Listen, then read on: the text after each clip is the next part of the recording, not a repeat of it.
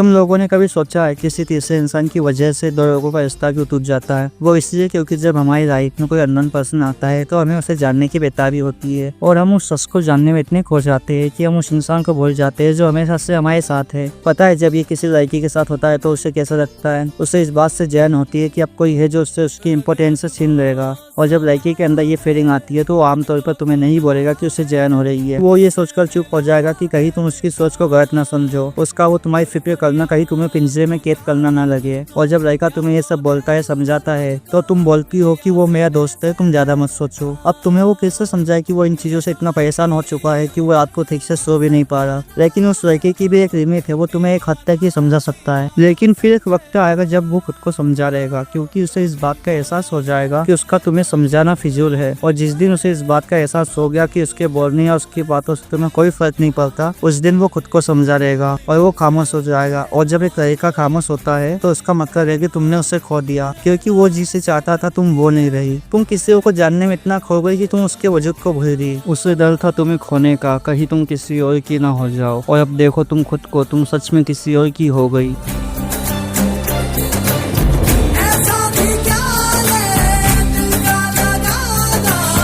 ऐसी भी क्या है मोहब्बत,